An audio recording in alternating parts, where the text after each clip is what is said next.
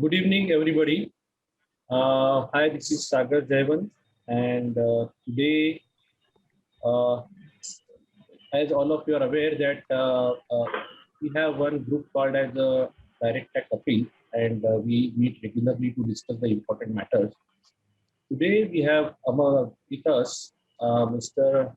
Uh, CA Deepak Gadgil, and he has provided us some material related to some case study, and he's going to facilitate, and all of us are going to discuss. Those who are joining for the first time, let me tell you once again that this is not a lecture meeting. So after he makes his point, whoever is the facilitator, you can actually stop and ask the question, or maybe you add something, or if you are not in line with what is his thinking, you can always put up your points or the additional information. This is allowed, very much allowed.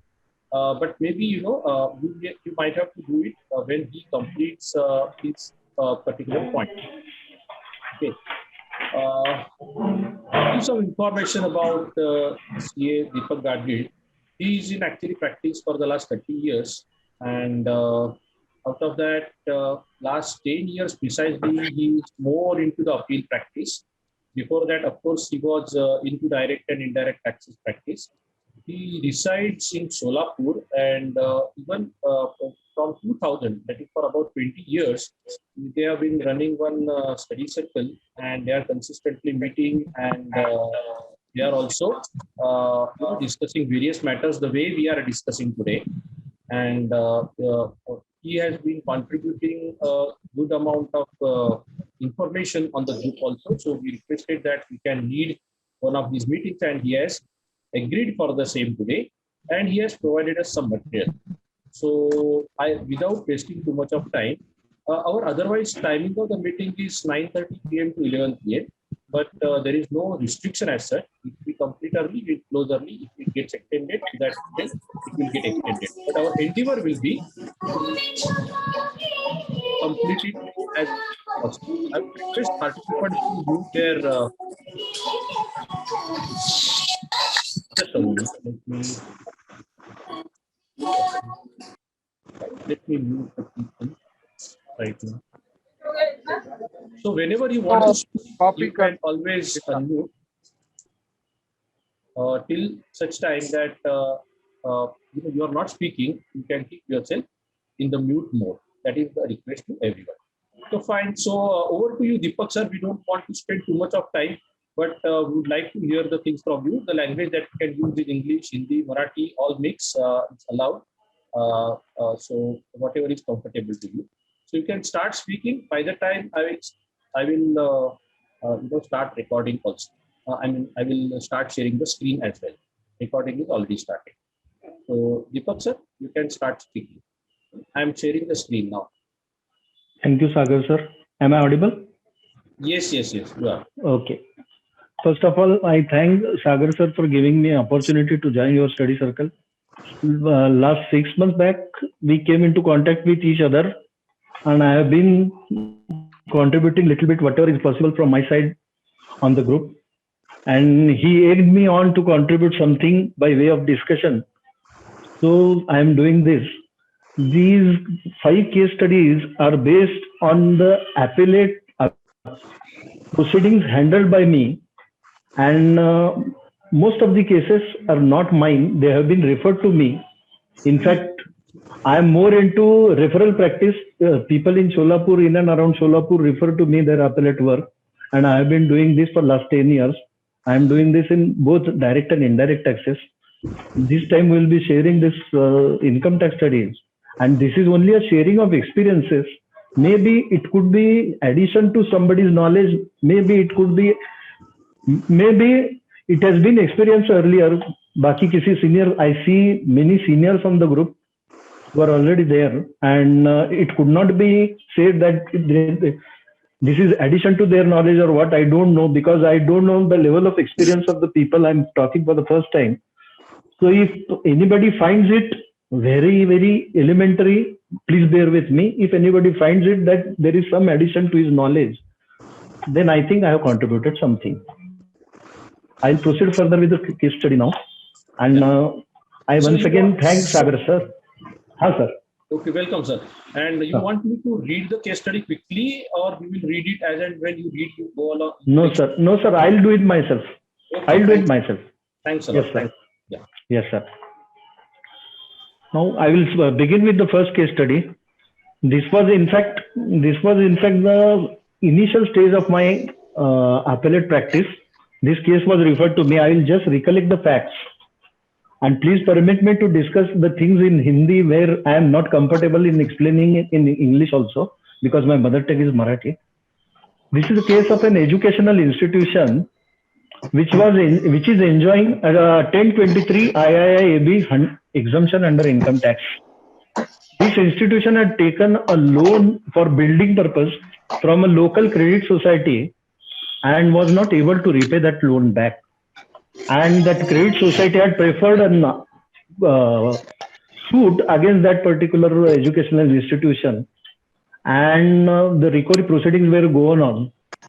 In fact, during the proceeding itself, that cooperative society had given a letter to the educational institution stating that this particular loan, which has been running into 7th or 8th year of non-recovery, if you pay X amount, we will settle the loan forever and we will withdraw the court proceedings also. So this was an offer made by the credit society to the educational institution, in which around 4 to 5 lakh rupees of loan plus interest were going to be waived off.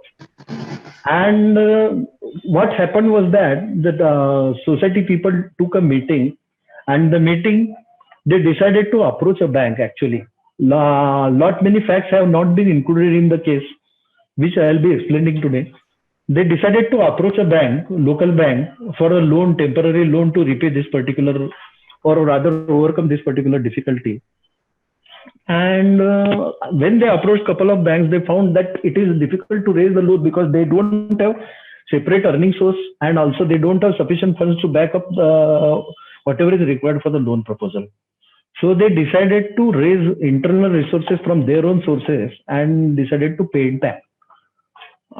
So 3 of the trustees were ready to contribute the required amount, and they being agriculturists, they contributed that amount in cash, and the cash was collected from them. And then at the time of court proceeding, they went for a settlement.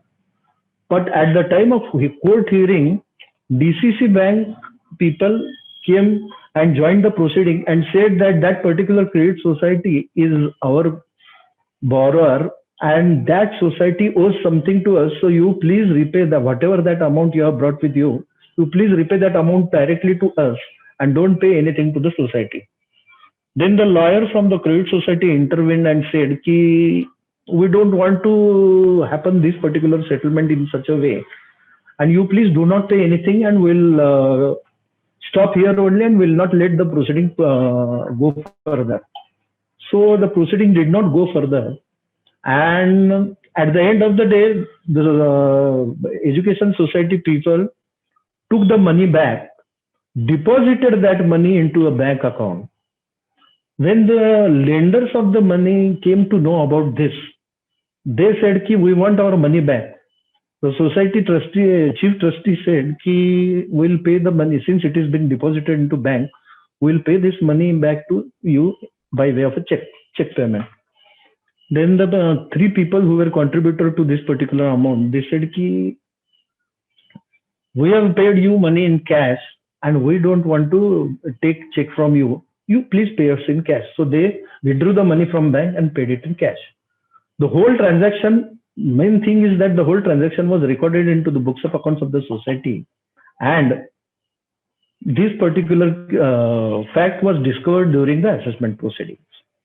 And during the assessment proceedings, when it was discovered, the assessing officer recorded statement of all 3 lenders and noted that they are agriculturists, vagera, vagera.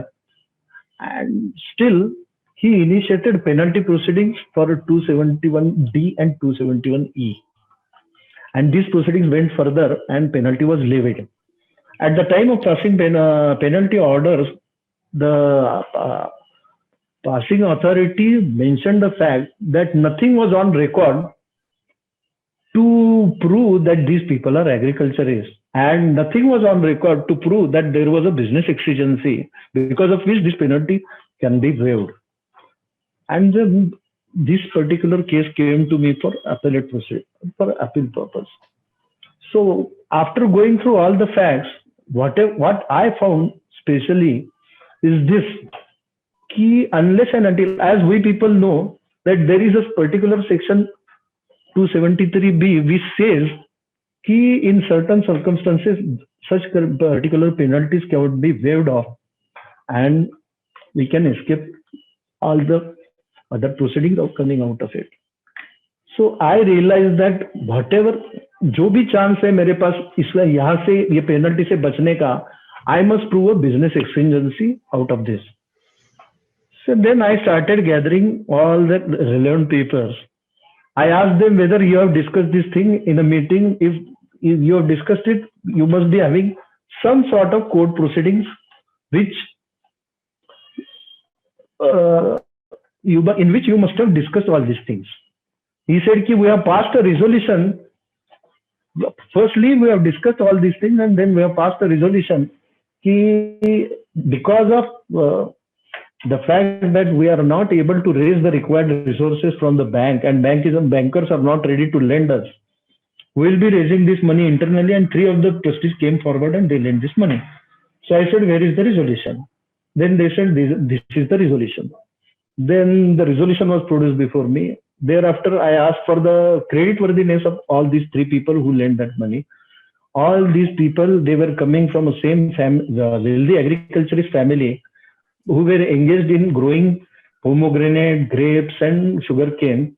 And they had more than 50 acres of land holding between them and were well off. So there was nothing wrong with them, that it was not like this they did not have any capacity to pay that much money. What the assessing officer did during the course of proceeding, he recorded statement of these 3 people, lenders, with an intent to prove that the money does not belong to them, the money belongs to the society or some other people. But he could not prove that the direction of, rather the question which were posed to them was such that he could not prove in any way that this particular money did not belong to them, and they were able to produce the required evidences also. Still the penalty orders were passed. Then at the time of submission in making submission in appeal, I decided to produce certain things which were not part of the assessment proceedings. Firstly, I produced copies of the resolution which contained the discussion of all these things, why we were not able to raise the loan and why it was necessary to repay this money. Then during that discussion, this particular point has also come. That particular credit society had given them a letter which was produced during the assessment proceedings also. He said this particular loan is now presently standing at X amount, which contains principal plus interest. But if you pay or settle us at this particular amount, which was far lesser than this original amount outstanding, we will settle this case and we will withdraw the proceedings from the court. You please pay us by this and this date. And this particular letter was produced during the assessment proceedings also. But the AO did not take any cognizance of that. That particular letter was also taken by me in the appellate, submitted by me in the appellate proceeding. In addition to that, we obtained an affidavit from the chief manager of that credit society that this is the status of the proceeding as on today. And if the educational institution fails to pay, the consequences of this will be this. When I went for the first hearing, the appellate authority immediately took cognizance of this and said that this is going to be an additional evidence which you are producing, and Rule 46A is going to be applicable for this. I will immediately send all these additional papers, that whatever you have submitted, back to the AO in a remand report. Let the AO give his comments, then we will proceed further. I followed it up all these things with the AO, and the AO submitted his comments. But during or rather in the remand report itself, reply to the remand report rather, the AO submitted all his comments, but surprisingly, he did not make any comment on two points, or rather two evidences which I had submitted. One is the resolutions that I produced, and another thing, I submitted evidences with respect to the proof of membership of these trustees. These trustees were associated with the institution for last more than 10 years. And these two proofs I had submitted in the submitted in the appellate proceedings. No comment was offered by the AO in the remand report on these 2 points.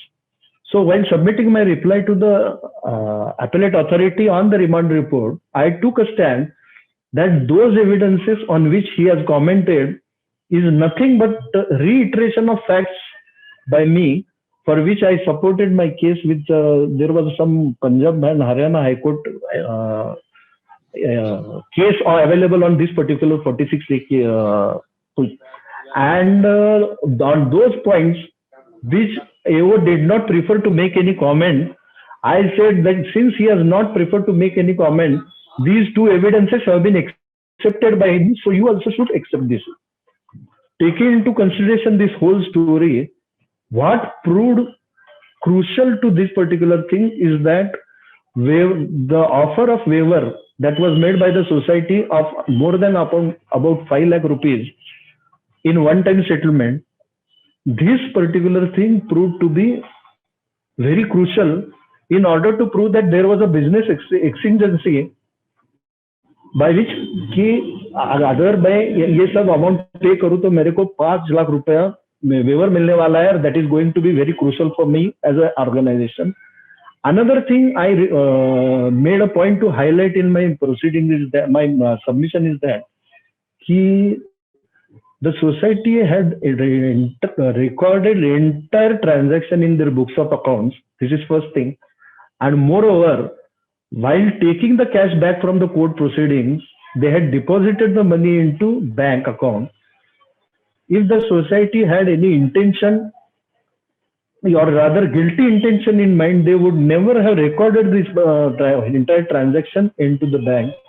They have recorded this transaction into the books of accounts and never would have deposited into the bank.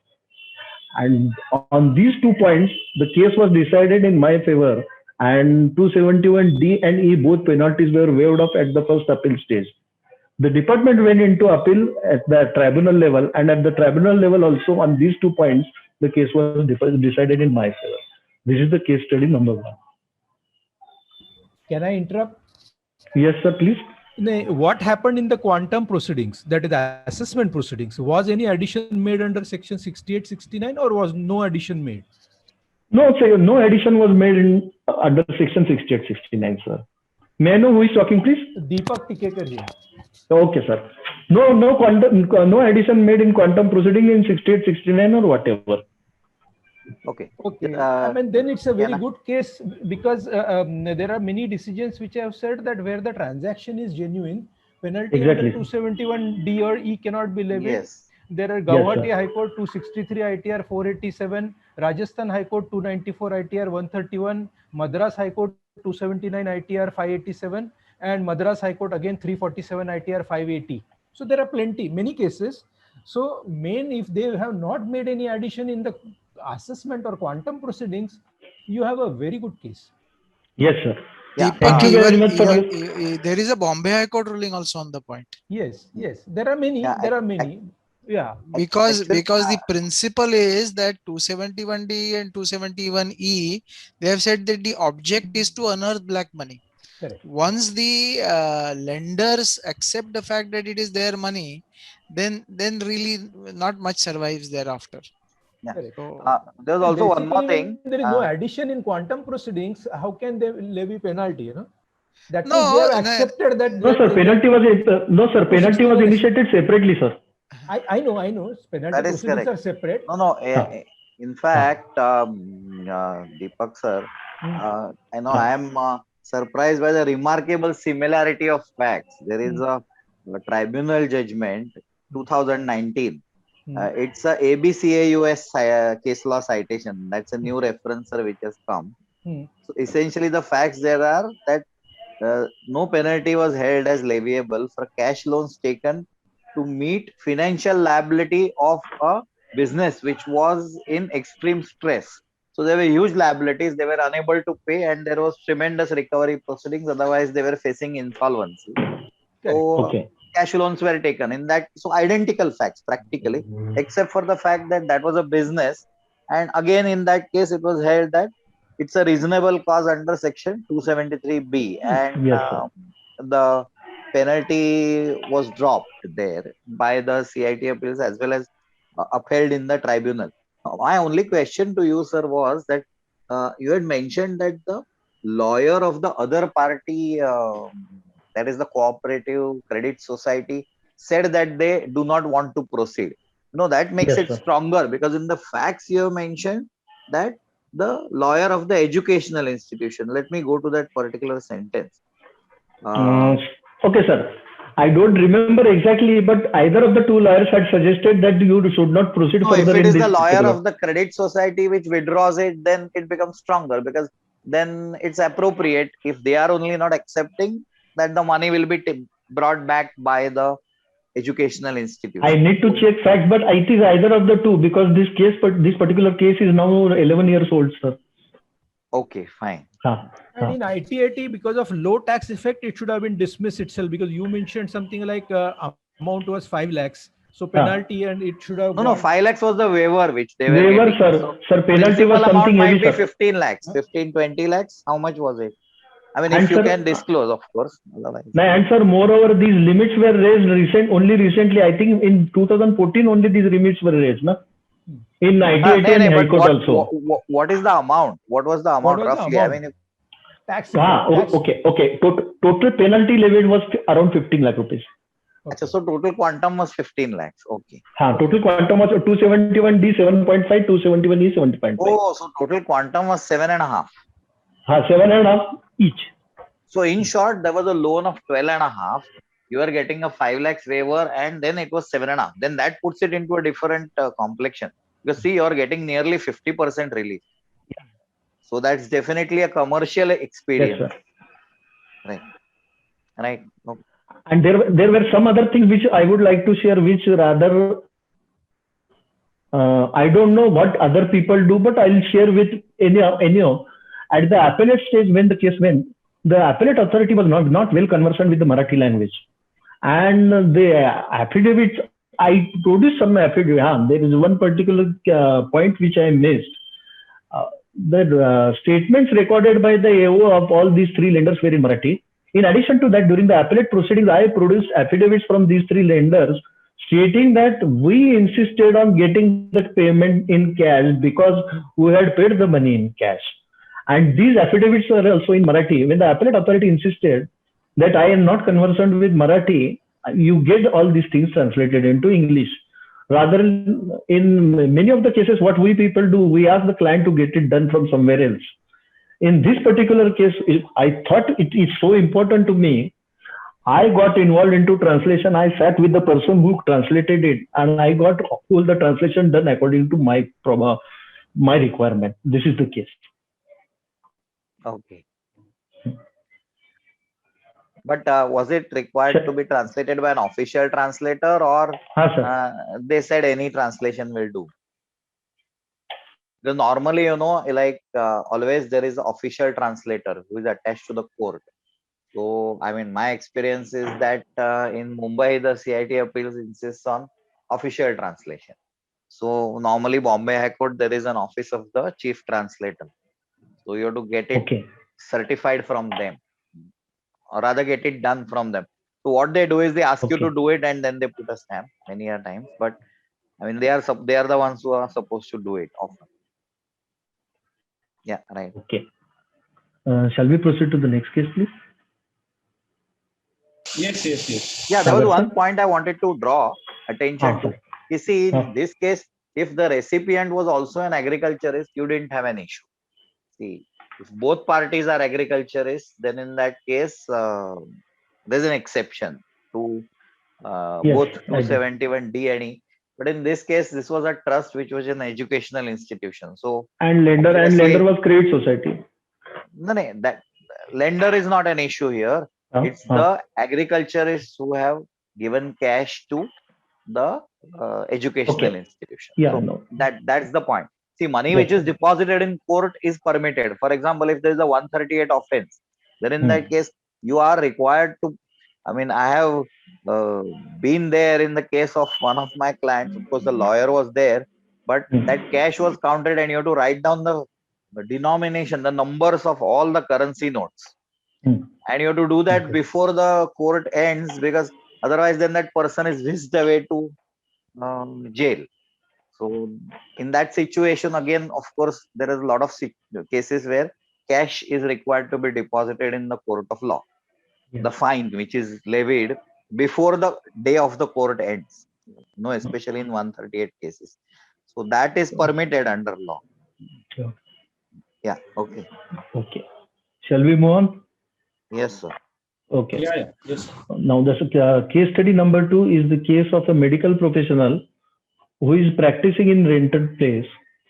He's during that particular year, his own hospital is under construction, and he has acquired a latest equipment by spending considerable sum, which he was planning to use in the new premises, but had factually used it in the rented premises also. However, during the assessment proceeding, depreciation on those particular assets was denied by the AO because of one particular fact which went against that particular professional. And that fact is, I'll explain it more. Here in Sholapur, what happens, that corporation charges the tax, property tax on July to June basis. So people who enter into new construction, in order to avoid corporate taxation for whole year, what they do, they take certificate which suits them and which rather entails lesser payment of tax. So in this particular case, what happened, his hospital was ready for operation, but in order to avoid payment of whole year's tax, which was sizable for him, he delayed taking completion certificate, and that completion certificate was taken in July rather. And the AO said, when your hospital itself is not ready, how you could have used that particular additional equipment in your own hospital, and when your operation theater itself and hospital establishment itself is not ready, then I will not allow you the depreciation. You can take it in the next year, but you cannot take it in this particular year. And sizable amount of depreciation was disallowed. So this case was litigated in appeal. So what I did, I would like to take a little bit longer to explain, because I know that there are many cases which say ki kept ready for use and actual use is not relevant. It is enough that if it is kept ready for use, the depreciation has to be allowed. But according to my knowledge at that particular point of time, I don't know exactly the citation. There was one particular Bombay High Court judgment which did not accept this theory of kept ready for use. I think seniors on the group must be knowing it, and they would be either rather readily able to cite it. Is there within knowledge of anyone? Is this particular point within knowledge of anyone? There is a Bombay High Court judgment of this particular point, which is not accepting theory of kept ready for use. So I knew perhaps which is the assessment here in this case? Is it after coming into effect of block of asset or before coming into effect of Yes, sir. Block of asset concept, I think, came into existence 92-94, na? Yeah. So it is post that, right? It is some 7-8 years old case, sir.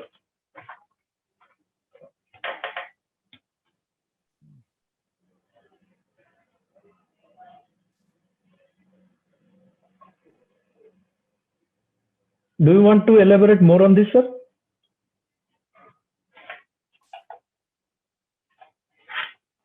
So I will explain what I did for this. I rather took the case very seriously, and I proceeded further doing all these things. I'll explain it. I took around 20 plus photographs, all these equipment, collated all these photographs with the purchase bills. Then I asked for installation certificate from that respective engineers of those particular suppliers, because some 3 or 4 equipment was very crucial, and I produced it in the appellate proceedings. And during the appellate proceedings, the commissioner, though he accepted all these things, he said, I know that these installation certificates can be produced and your supplier will be ever ready to give all these things. I don't want to go into that. You please tell me when you were carrying, let us not get into the fact that your hospital itself was ready or not. On record, for record purposes, it was not ready till June, and you were not able to use your hospital establishment. You had been using your rented premises. You please tell me how you will prove that this particular equipment was used by you in your existing rented establishment. If at all you are able to prove that, I will allow this depreciation. So what I did for that, I took photographs of all this equipment, correlated it with the relevant purchase invoices. Then I proceeded. Fortunately, for that particular period, during that particular period, though the rental premises was vacated, it was within the possession of the doctor itself, and he had the lock and key, and it was empty. So I myself visited that rented premises, had a look at it, got the idea from the doctor himself how he was using all those equipment within that premises. And then we called an engineer who took a drawing of that rented premises. He took all the measurements of the critical equipment also. And then the doctor said this particular equipment was being used by me by putting it at X place and Y place and Z place. And we took an engineering drawing of all this and produced it to the Commissioner Appeals. He went on to accept my defense, and the depreciation was allowed. First of all, what kind of doctor he is, and what kind of equipment that was, and what was the outcome? What was the output of that equipment? Sir, it was a diagnostic equipment. More than that, I cannot reveal more. It was a more or less operative plus diagnostic. No. What I'm saying, I don't want to take the confidential information. Was it like X-ray equipment, ECG equipment, or MRI probably, or CT scan? Yes, sir. You can say it was like that. It was diagnostic plus operative equipment. And diagnostic, but it was fine. Then you could produce. No, I have a question. I have a question. Probably one more line of argument could be that were there any reports available? Because normally reports were available, but I could not correlate it with the patient record, sir. Because the patient record maintained was not appropriate. See, there was one more possibility. Could a patient have given a statement that yes, his diagnostic treatment was done on that equipment on such a date, or in such and such a premises on this equipment? Because that would again have been very, very clinching. A patient coming forward and saying that yes, his diagnosis was done. Okay, although correlation may not be 100% possible, what I feel is that if it is a professional and he is using a new equipment, it is so expensive, it must be expensive, it seems to be very huge. Then in that case, he would definitely remember who are the patients who have been treated using that equipment, So maybe that could also have been a line that take the statements of those patients and put them before the CIT appeals. No, it's just more additional evidence. To my mind, I'll explain it. I would argue this totally differently. See, the point is, what is the case? What is the case of the AO? The case of the AO is that because the municipal taxes were paid from June. No, sir, that point did not come into picture. He just plainly said, you have taken completion certificate in June. How can it could be ready in March? Yeah. So the point is that even if the completion certificate is taken in June, July, or for that matter, August, Okay. construction may be completed or may be complete at an earlier point of time. And assume for a moment that I'm using that premises in infraction of a municipal law, that by Okay. itself will not result in denial of depreciation, for the simple Okay. Okay, reason sir. that Hmm. the technical infraction of another law would not necessarily obviate the claim for depreciation if I am Yes. able to prove the user of the asset, because depreciation is qua user of the. For a moment I assume that yes, the equipment was lying in premises which were constructed, completed, but the completion certificate was issued later at a point of time. Yes, If sir. I am able to establish that they were used at that point of time, the fact that they were lying in premises which were not complete as per the certificate of the municipal authority, to my mind, ought not to matter at all. That is my clear proposition of law. So Mm, therefore, uh, in sir, attempting to prove that they were actually in the rented premises when they were probably not, would possibly result in some other anomalies as well. Yes, I do agree that because this is a medical situation, the problem would possibly lead to some other implications.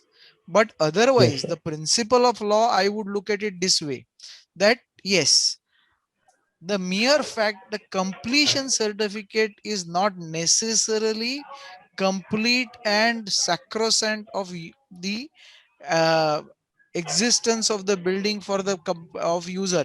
You will find in Mumbai 75% buildings don't have a completion certificate, but they have yes, they occupancy. are irregularly used. So, 75%. Sate sir, one more point.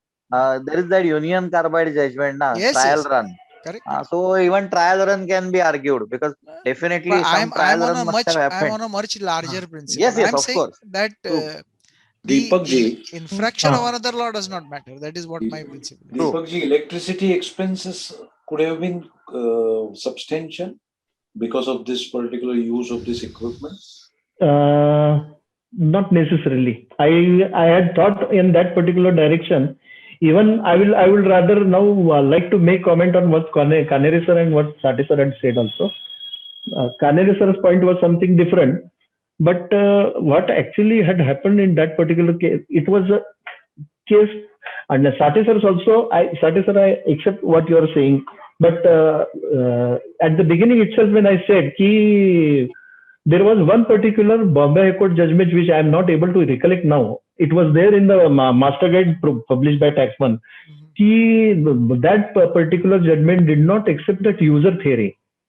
Kept ready for use theory was not accepted by that particular judgment.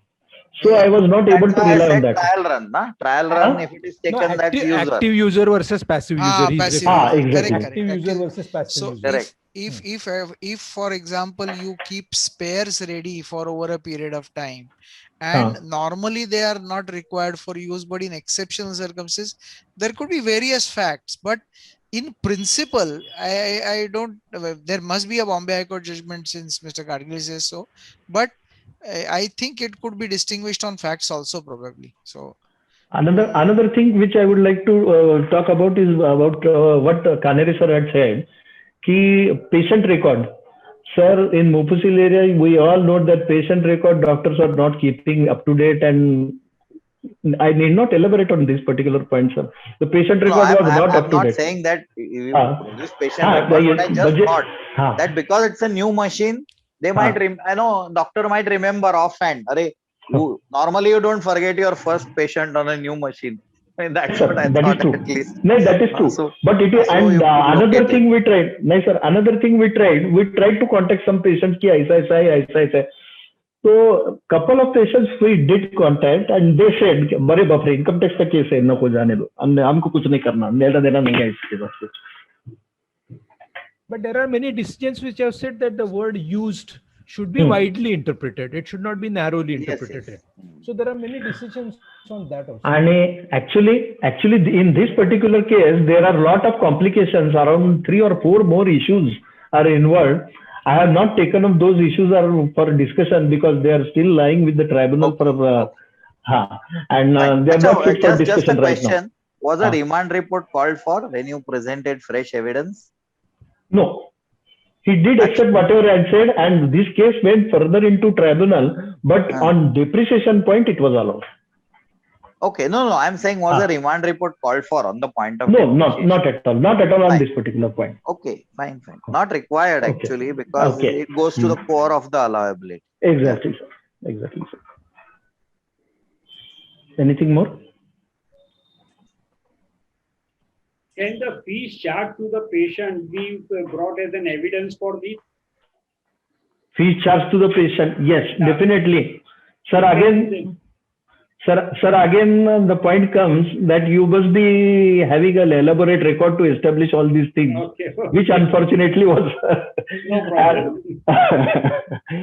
Or it can be created. But when you create it, it is not possible to correlate it to on one-to-one basis whenever you want it to establish like this. Correct, sir. Thank you. Okay. Shall we proceed further? Yes, we can. Sagar, sir, please.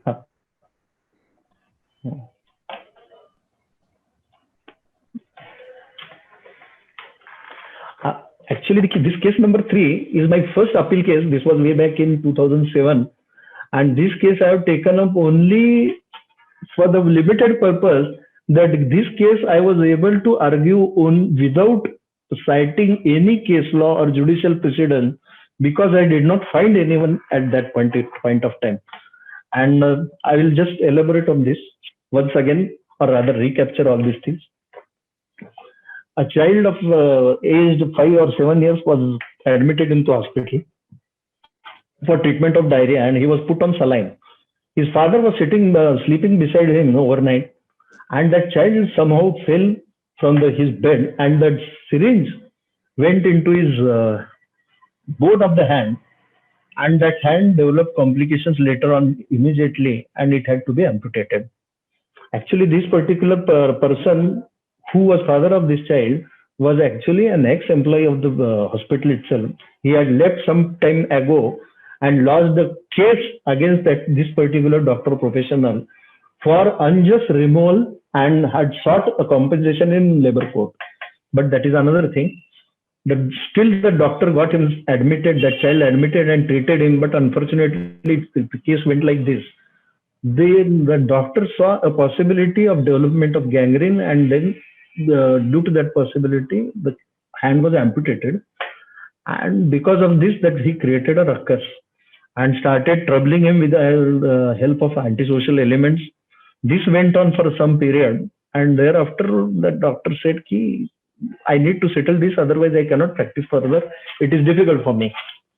Then a sizable amount was paid to this particular person after discussion with doctor's lawyer, and that person also produced some lawyer, and that both lawyers discussed the case, and a sizable amount was agreed, and it was paid as compensation to him.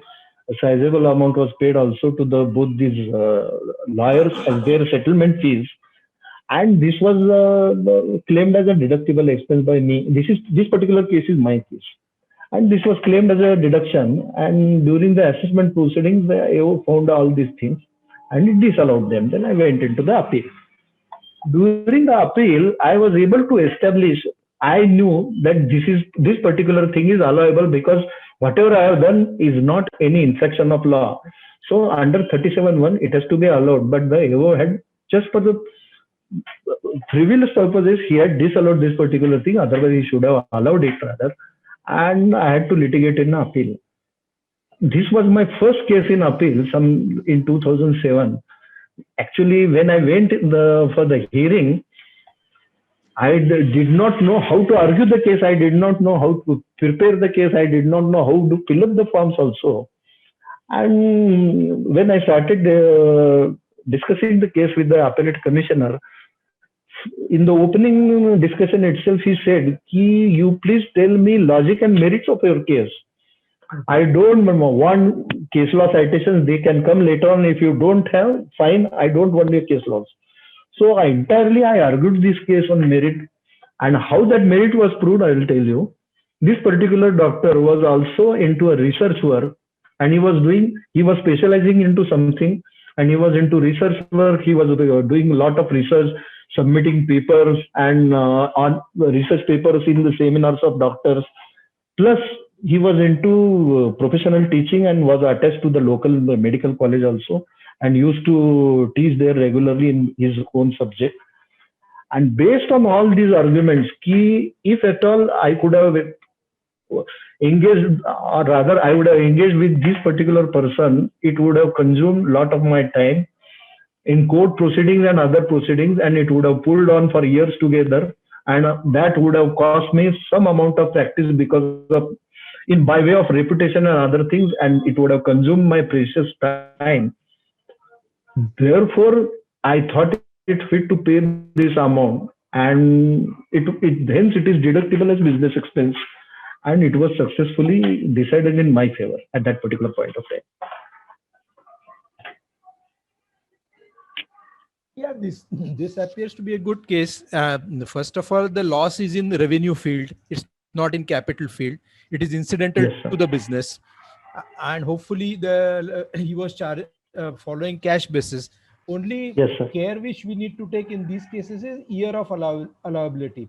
Like in case of bad debts, the bad debts are allowed in the year of your write-off, provided you have Yes, sir. offered them to tax in the earlier year, and in year of write-off you get it as deduction. But in case of a business loss, there could be issues regarding the year in which it will be allowed. Yeah.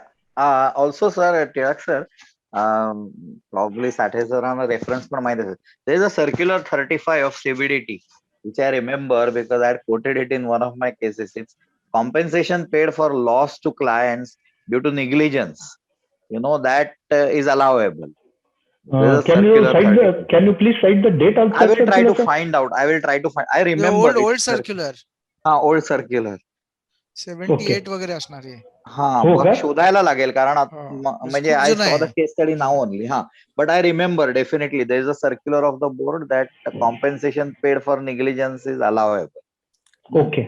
So that could be quoted, and there is case laws are there. There is tribunal judgments I am aware of. There is a Ashwini Financial Services versus Joint Commissioner of Income Tax. Quotation, if you want, I'll find out and give you. But Please, sir. there Definitely. again, the facts are that it is considered as due to commercial expediency. Yes, So sir. expenditure incurred to ensure continuity of business. Of course, it I is in the think- case of a business. It is not for profession, but I'm sure we can argue it for a profession also. Because as Sir, you mentioned, continuity of business was at a threat. So Yes, sir. Sir, for that this could- particular case, Ah. I specially sought that there is one particular book published by Taxman long back. It is running into 2 volumes, and it deals with deductibility of business expenditure. I went through entire 2 volumes of that particular book, but I could not find any case which No, I could I cite with this particular case. recommend to you Ranina's book. There is a Ranina's book on commercial expediency. There's one Okay, entire sir. big Who is the fat publisher, volume. please? Who is the publisher, please? I don't remember now. It's a very old book. If you find it anything, if you find anything, you there please in my post it, office, sir. I will have to find out. It's there in my office. Okay. Ah. Okay, sir. Commercial Okay, sir. expediency. That is the name of that. Okay. Commercial expediency. Or HP Ranina. HP Ranina. Okay. Yeah. Shall we proceed further? Yes, sir. Yeah. Okay. I think you have explained it elaborately, and discussion has also taken place, so we can proceed further. Okay, sir. Case number 4, please. Okay, fine. This particular case, I think many people would have faced, but there is one particular couple of points in this particular case which I learned afresh. Therefore, I would like to share with others. As I have already mentioned there, that this particular person, he is a lecturer in a college, and he is a salary earner basically. And during that particular year, he had sold a flat in some other town and invested the money that he got out of that sale of flat in another flat here locally in Solapur. However, as we people experience it frequently, that salary people do not disclose all their financial transactions to the person who is filing their return. This is a common phenomena, at least in Solapur. I don't know about other things. You can share your experiences No, also. everywhere, generally everywhere. Salaried people even do not disclose. When Form 26AS has come, since then we have started knowing about more about rather these people. Otherwise, they do not even disclose every interest also. This is my experience. So he did not reveal anything about this particular transaction and filed plain and simple salary return. And because of AIR, this particular case, in this particular case, AIR information came into the hand of the AO, and he took up the case for scrutiny. And during scrutiny, he confronted this particular person with the fact that you have sold this and this flat on this and this date. And but for this particular investigation or assessment, you would not have disclosed it. And you submit all the details. He submitted all the details. And on the basis of available information, the AO took a stand that the point of investment you have made, that investment is not within the permissible time limit that has been given in Section 54. So I disallow entire capital gain proceeding, and he disallowed entire capital gain proceeding and raised a demand on that particular assessee. This particular case is also not my own case. It came to me by referral. When I went into the facts of this particular case, I found out two facts which unfortunately escaped the professional colleague who represented the case during the assessment proceedings. Fact number one was this: there is an old circular. Firstly, I called for all these documents: purchase deed of the new flat, sale deed of the old flat, and I noted all the particulars. When I noted all the particulars, I found out that there is one particular circular. I think that circular is 471 dated 15 October 76, which deals with construction versus purchase. We all know that there is a Yes, DDA, Delay Development allotment of flat by DDA. Yeah, Now, correct. No, that's famous. Now today only there is one particular case reported by Taxman on this particular point, either today or yesterday. So what I found out that particular circular makes a difference between allotment of flat in a undergoing construction and ready purchase of flat. And as we all know that for construction the period of 3 years is allowed, and for purchase that period allowed is little bit lesser. But this particular person had paid initial sum during the construction stage, and he had got allotment letter out of against that. He had entered into an agreement also with that particular builder, and that date was well within the required time limit. This was one thing. Another thing was that which would have rather gone in against him. This particular thing was that initial payment was done by this particular person to the builder of the new flat before he sold his old flat. So that particular thing also could have gone in against this particular assessee. But I found one particular judgment of J.R. Subraya, Karnataka High Court, I think, which says that provisions of 54 and 54F being beneficial provisions need to be interpreted liberally. And based on that particular judgment, there is one particular Allahabad High Court judgment, I am not able to cite that particular judgment, which said if this transaction is done at construction stage and that payment is done at construction stage and you have got some allotment letter from the builder, then that allotment letter itself creates some rights, and so that date has to be taken as date of purchase for that particular transaction. And this is now supported by another judgment of Bombay High Court, Ms. J.B. Hillavadia. So I cited all these things in the case, and the case was decided in my favor. That assessing officer, firstly, when he came to know about this particular judgment, he took a stand that this is a very good case to take up into tribunal. He made a recommendation also, but it was refused by the principal commissioner. I also also had an occasion to argue similar case in Bombay Tribunal, and there the department took additional ground, and even the CIT did not allow my claim, saying said that the claim was not made in the return. Therefore, they applied Goetz India's case, and they said the claim not made in the return. Then we argued on the basis of Prithvi Brokers and Jay Parabolic, Delhi High Court and Bombay High Court.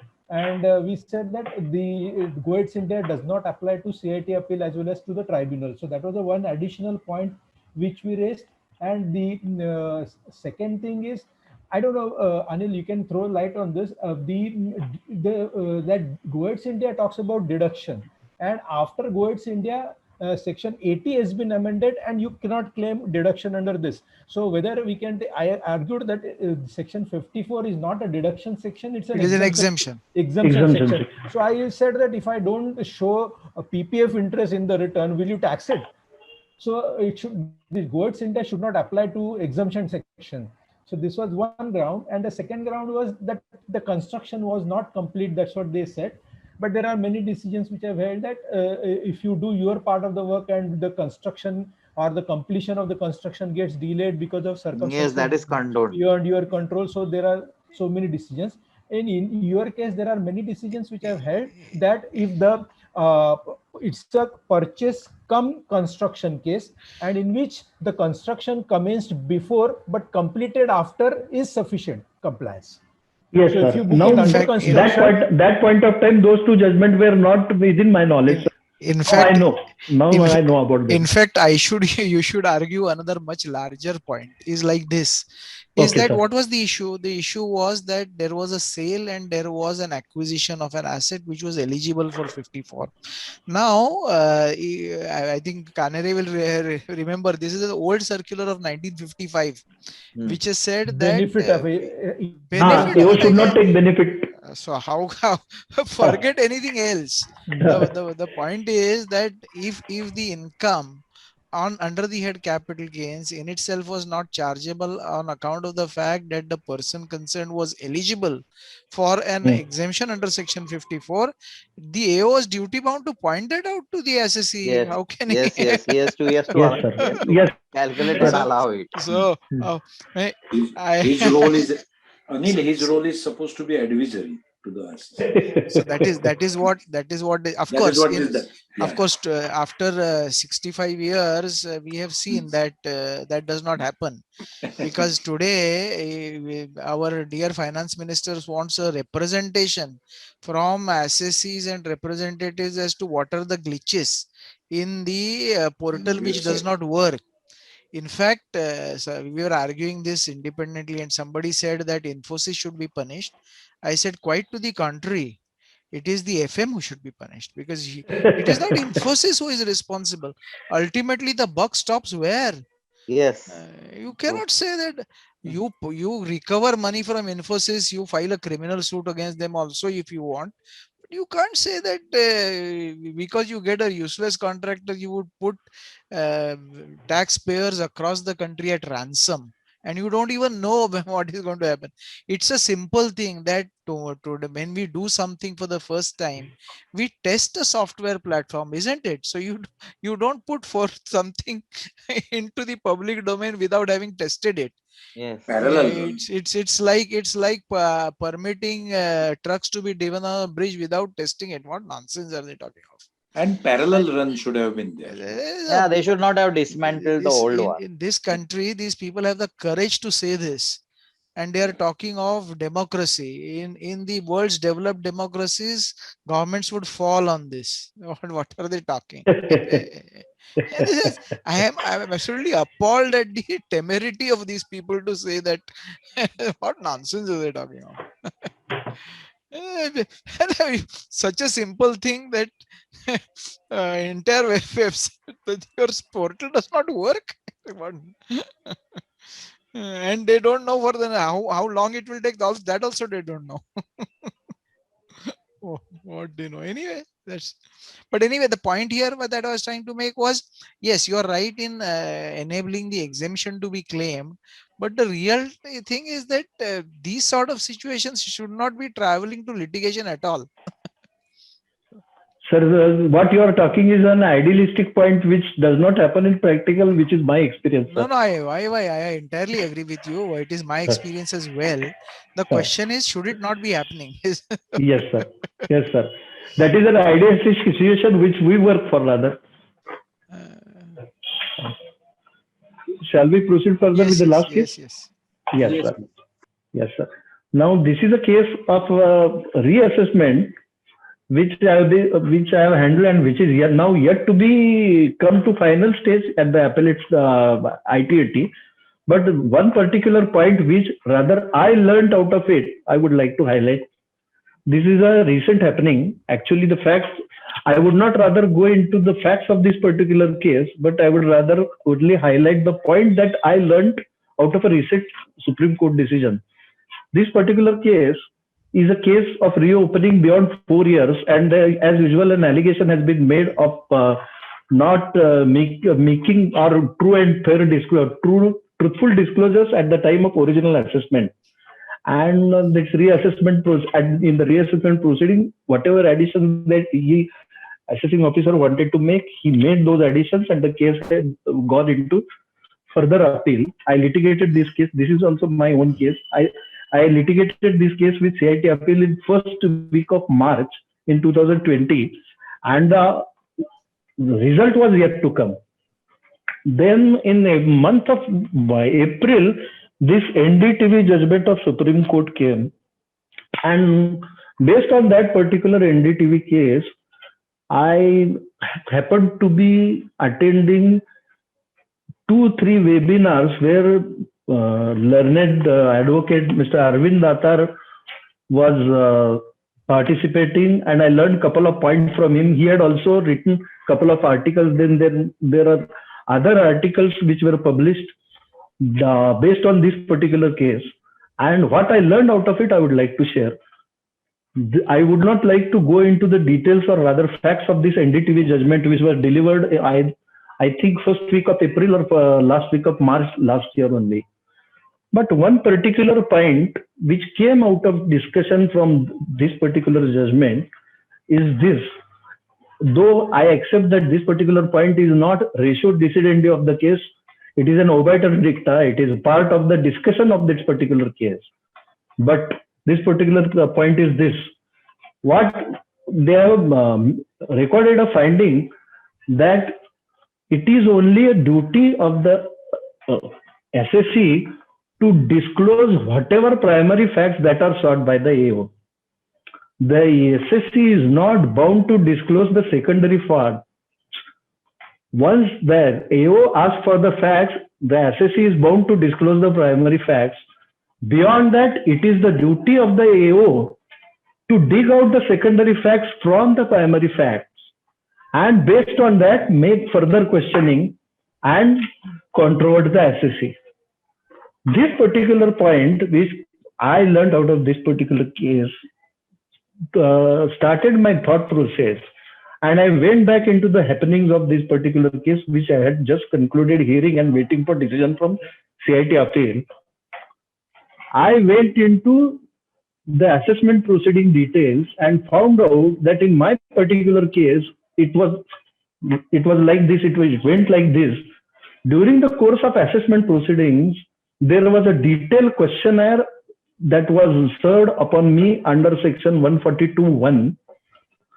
That in that questionnaire is itself some 2-3 points which pertain to this particular reassessment were asked for by the AO, and all the details were supplied by me during the assessment proceeding itself.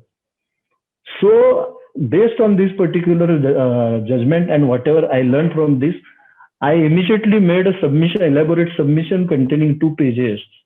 And I cited this particular case. During the assessment proceeding, the AO had made pertinent inquiries on this particular point, and I had submitted all the documents relevant to that. So I had discharged my burden of making truthful disclosure. And it was upon AO to dig out the further facts which came into reassessment proceeding. And he did not ask for those particular facts at the time of assessment proceeding itself. Therefore, in my opinion, this particular case turns out to be change of opinion. It is a very technical point, I think. Rather, seniors on this particular group, which are participants in the discussion, will be elaborating on this. I would rather like to ask Sate sir and others to elaborate on this.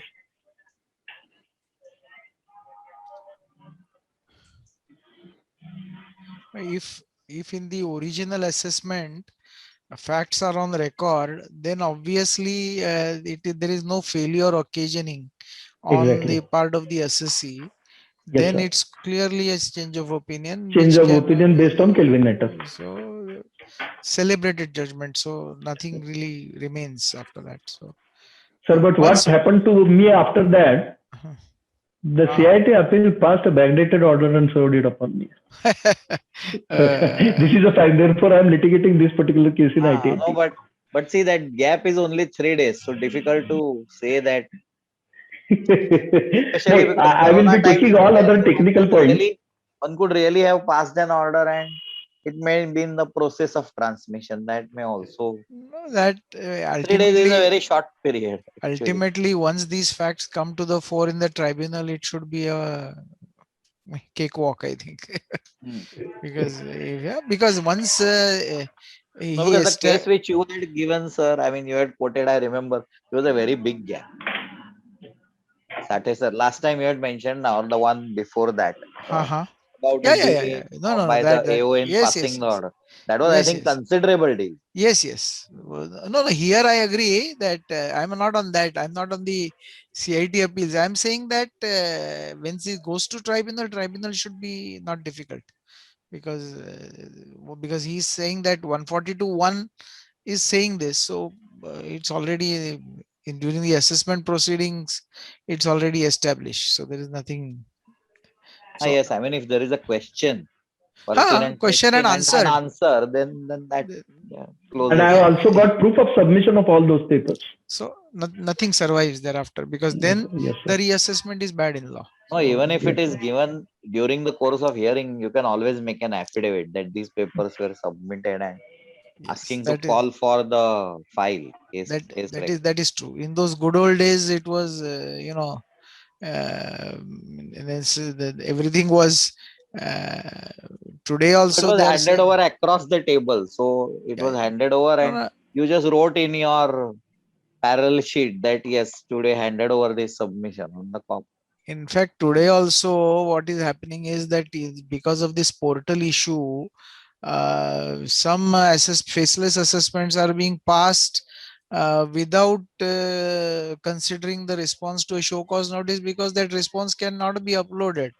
I don't see how people can have an assessing officer, when he's aware of the fact that the portal does not work, can pass an order also. Then God knows what's happening. But I think, but my question to you is, what are the grounds of appeal? What are the grounds of appeal? And you mentioned about primary facts and secondary facts. So what is that difference? You feel those are secondary facts, but if they are really something which were not disclosed, and if the department has found them separately, so be prepared with the case. Proper factual matrix should be properly kept into account.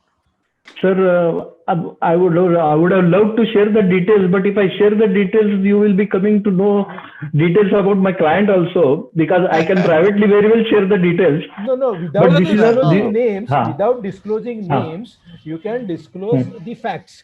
And what are the ground, what are the facts, what were given before AO and what were not given before AO, which you feel they are secondary. Don't disclose. Okay, sir. I'll share it. So I'll share it. What Deepak Tikekar wants to point out is that whether there was actual failure or not actual failure, that is what he wants, which are material to the facts. Full and true disclosure. Full and true disclosure. So that you safeguard before you appear before ITAT. I am very well sure that whatever stand I have taken is correct, but once I start sharing the details, but I am very sure. I am very sure that that particular point comes at a later point of time, and it is him who is supposed to dig out that particular point from whatever the information I had submitted. And So in the additional submissions, you have not given any other additional evidence, I presume. They are only submissions. No, even in fact, initial submission also, I highlighted this point, that this particular point information was sought by the AO during the AO assessment proceeding, and I answered this question satisfactorily. No. I'm saying whatever submissions which you made, which were not considered by CAT by backdating the order, are there any evidence? New evidence in the additional evidence or anything? No, it is reiteration of facts, sir. It is reiteration of facts. Okay. So entirely everything is on record. Entirely everything is on record. Fine. Even I can share some technical details also on which we can deliberate on this particular point. My hearing took place in first week of March. This is first thing. That order was passed by him, dating that particular order 3 or 4 days after the hearing took place. This is another thing. But the DIN generated was of the date on which I made submissions. I'm definitely going to take up this particular point in the ITAT. I don't know how. I would suggest that if your merits are otherwise good enough, I need not go into this. Because what happens is that many of the current incumbent have risen through the ranks. Some of them are commissioners. So I know the consequences. the never antagonize your presiding officer. Yes, sir. Yes, so sir. because from what you tell us, independent of whether he passed it backdated or not, once NDTV judgment is there, which according to you supports your case, then irrespective of the fact that when that Supreme Court judgment was passed or whether it was, and the CIT appeal did not consider it or otherwise, the Supreme Court always lays down the law as it always was. So therefore, yes, sir. So therefore, you should succeed independently of when the order was passed. Rather, I should not be going into technicalities. That is what your point is. Because when you make a statement against an first appellate authority, it's not always that members take it very kindly. So they do sometimes, but you don't know. Thanks for your valuable input, sir. Yeah. So I am done, Sagar sir. I am done. That was great, and I want some youngsters to say something about today's meeting. Maybe Dipesh is there. Yes, sir. Yes, sir. Dipesh, would you like to say something about this before we close, or other you may also close it, unless somebody has some other things to say, because most of the case studies we have actually elaborated, and seniors and those who wanted to discuss, they have discussed. So now, if you can explain or elaborate what you have thought about today's meeting. So first of all, a very big vote of thanks to Sagar sir for arranging these knowledgeable sessions. Really appreciate our efforts, sir. Thanks to Deepak sir, it was a very good session, very enriching. It was a great learning experience for me, and the discussions were quite fruitful and practical, sir. Specifically, I found a case study on the allowability of depreciation where commencement certificate was received after the previous year was very interesting. Needless to say, the thoughts that came from Sate sir, Vishnu sir, Deepak sir were brilliant and very impressive, sir. Looking forward to more of such sessions in future. Thank you so much, sir.